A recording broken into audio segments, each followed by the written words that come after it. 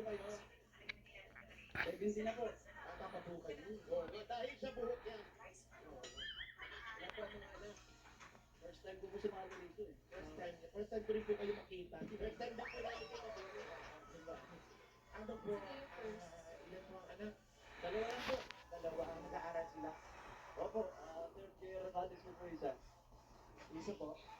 Isa naman grade 11. Ano po nangyari sa iyo sa panyo?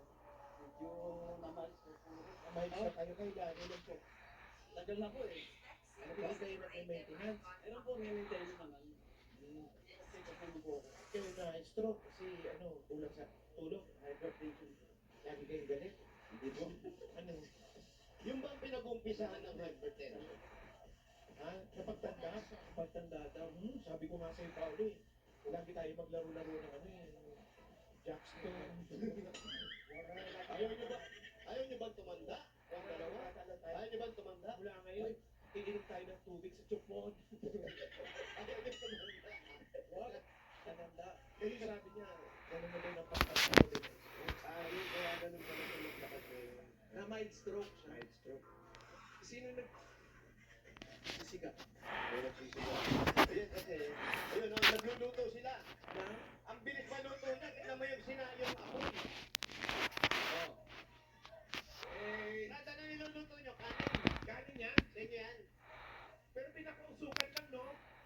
Pagbukas na lang mo parang tinapa. Ano daw? Gamot sa sugat. Ano nga, nung dahon?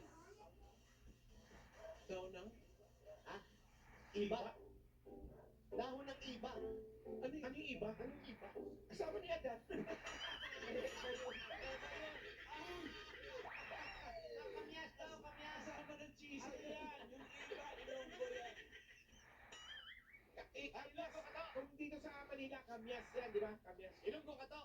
Kaya po. Bisaya. Yung iba. Sige. Bisaya pala yun. Lutuin mo na muna yung pagkabot mo. Iba.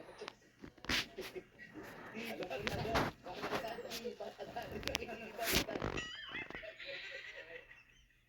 ba't parang sa mga asawa na dyan?